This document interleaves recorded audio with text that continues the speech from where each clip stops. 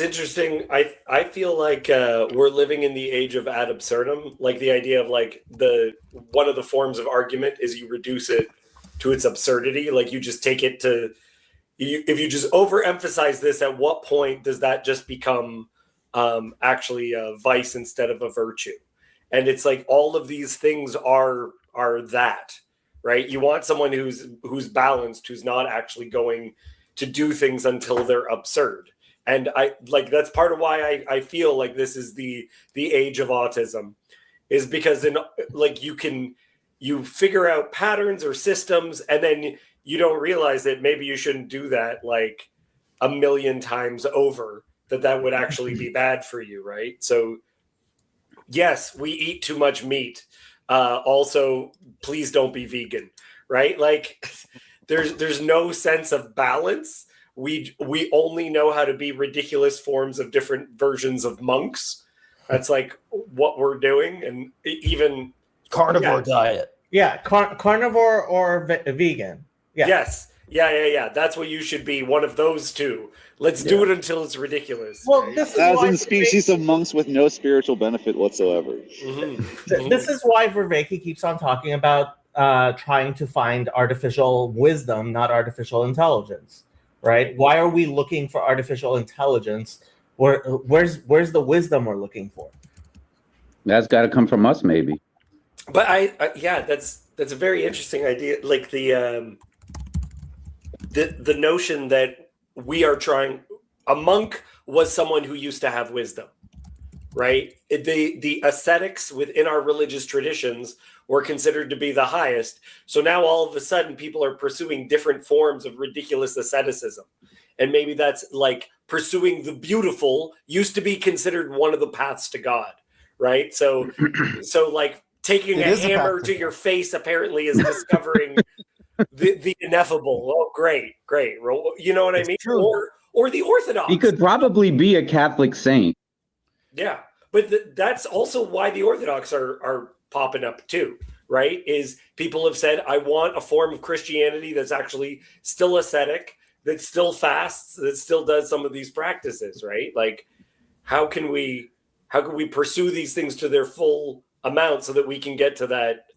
That's what Orthodoxy is Christian maxing. It isn't St. Christopher just another one of these like maxers? Like he's like a power. That's actually. I'm sorry. Let's pause 1 second. That is what the advertisement is for the Young, Restless, and Reform, and now for the Orthodox. Christian maxing. Is that we're no. We actually read the Bible. No. We actually are what the church is, right? Like it's Christ maxing. Now, don't take me with a grain of salt because I'm Jew maxing over here, which I'm not. Which is the right thing to do. Yeah. I'm not Jew maxing as much as he is. Maxing. Am I? I don't know. Did you fast on Yom Kippur? Did I eat less than you on that day? Okay, sorry. It's quite possible, but I keep on telling Christians to go to church, and you keep on telling Christians to go to synagogue. So one of us is doing something. I'm telling people to go to church too.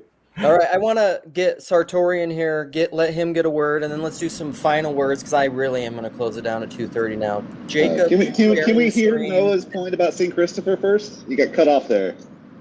Yeah. Who was We'll get back to it. Somebody can do it for their last word if they want to do it. Talk about St. Christopher, because Jacob sharing the stream and talking about looks and clavicular and health has become too popular. Everybody's fired up. All right, Sartori, what up? So talked about a lot of these similar topics of how like the middle of everything keeps getting like extracted. So you have all these people at the top, and then there's just people on the bottom. This was yesterday. It was on Daniel's net session there. So whenever that comes out, there's some good stuff in there. But it was interesting. I also was thinking about like with AI, like part of the problem with AI, like figuring stuff out, is that it just is building all of its like machine learning off of this just absurd internet slurry of all sorts of conflicting opinions, and it doesn't get the same kind of like nurturing start that humans do, because all of us are, whether we have a conscious, realization or not, we all began our lives as completely helpless infants and were loved into some ability to make sense of things, over a long time. And, then the problem is once people are reaching adolescence and adulthood, there's so much conflicting ways of doing things that we just can't make sense of it. And I think some of the problem really is that, like, Christians, a lot of Christians want to just keep pushing back against some of the more destructive conclusions that people like Nietzsche came to, where really it's like, well, maybe just assume he was right, because everybody that assumes he's right is like, we just have to build things from scratch. I think we've seen enough ideas and worldviews that were started from scratch with the assumption not to believe in God or whatever. That's clearly not a failure. That's clearly a failure. But like, we need to actually think about these things from like first principles in some sense, like, because otherwise it's just everybody's making a mishmash of like, oh, I'll take a historical argument here, but then I will just also be influenced by influencers, or whoever is online, and they're all pushing their different, secret sauce to max out your life. But it's none of these things are like universal. It's all just they won't work for everybody. There's probably something that works for everybody, but it's not. But it's it's like if you're building a body and you have all these different organs, all those different organs need different nutrients and proteins and designs for them to become the thing that makes the whole body work.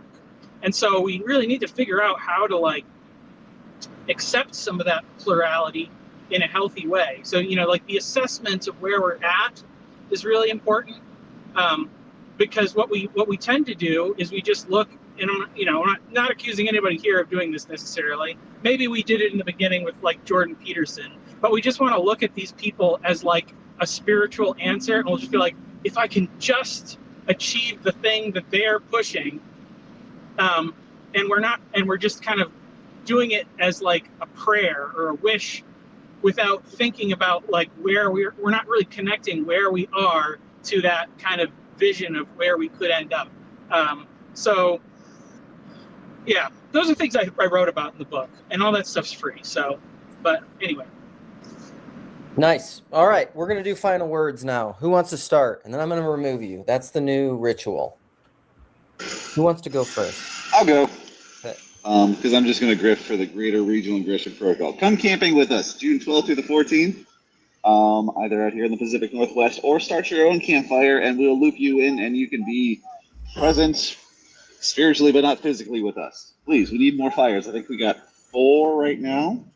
Washington, Florida, Wisconsin, and I'm leaning on somebody in Georgia. So we'll see how that goes. Join us. Fire is fun. Companionship is good. You're gonna have a good time, and you're gonna get so much FOMO if you don't show up. Mm-hmm. It will be great. Check it out. All right. Thanks. Who up? So I'll go next.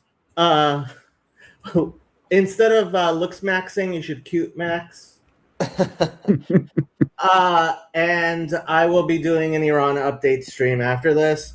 But of course, we only stay on the subject in my streams. So if people want to talk about anything other than Iran, do not show up. Sweet. Love it. Only Iran. I can go real fast.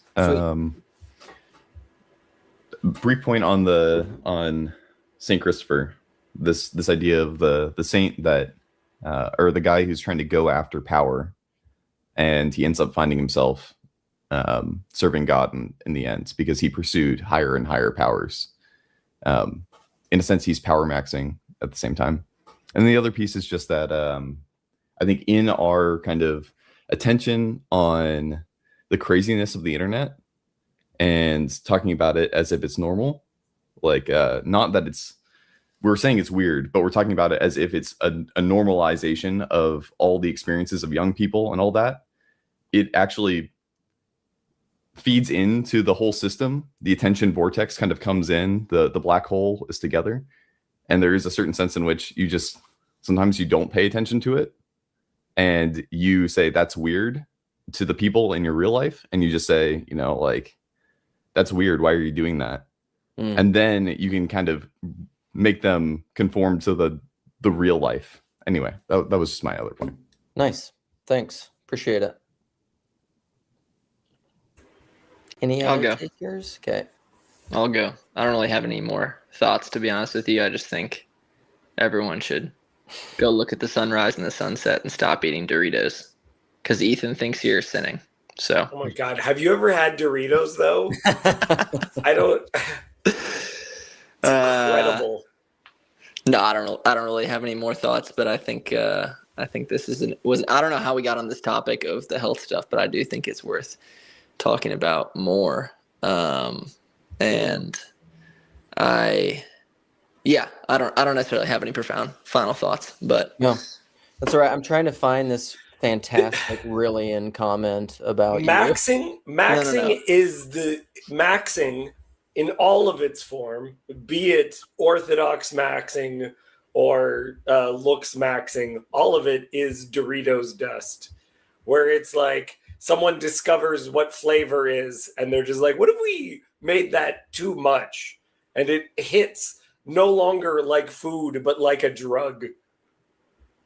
From Doritos dust we came, to Doritos dust we shall return. Michael, Andrew, JD. All right. I guess I'm gonna go next. Okay. I think the handsome people on this panel made some really great points. I was very enamored with them, especially that Jess dude. Oh my gosh, fucking salt and pepper beard. Holy shit. What else? Yeah, the whole like looks maxing thing. It's pretty cool. Everyone's got to live for something, and becoming like a Greek god, incarnation of beauty. There's worse things in the world, right? That's all I got to say. Nice. Hey, Luke, long time no see. You're still rocking the beanie. Every time I see you, you're rocking the beanie. It's wild. It's wild. I don't know. Maybe you have like a pile of them in your house or something. We live up north. That's right. I have a few. Part of it is I get cold. I also have a heater right here because I'm wearing the tank for the only tanks. But good to see you, buddy. Thanks for coming. All right. I'll go. Okay. To bring it back to one of the first things you guys were talking about, I do think I've come to just accept the fact that I do have more of a folk spirituality, and a lot of it is if I had to choose between doctrine and scholastic doctrine about religion and the wisdom of my parents and grandparents, I'm almost always going to choose the wisdom of my parents and grandparents. It's just that's what formed me. And to bring it to the end, my grandfather used to always say, everything in moderation, including moderation. Yeah. Good word, buddy. Appreciate that. Thank you. Thanks for coming. That's funny. I was just going to say everything in moderation is too extreme. So moderation maxing though. But it's not everything, but it's maxed. And I have a talk with Jordan Hall that's coming out this afternoon, and we talked on similar things. So nice. Yeah, I saw that. Yeah, you guys, this is your second talk with him, right? Yep. Sweet. All right. Well, thanks for coming. Interesting topics. Let's see. Let's close out with, what should we do? I need to make a Bison. If you're out there, you know who you are. You should read that. If somebody wants to do that, I will use it as branding. If somebody wants to read, Chad should. You're great at that. And that's right up your alley, Chad. You should read a section from The Crossing, something that the priest says that you think is beautiful, and then do some cool edits, and I'll use it as branding. That'll be fantastic. We're gonna close out with Jeff's meow meow.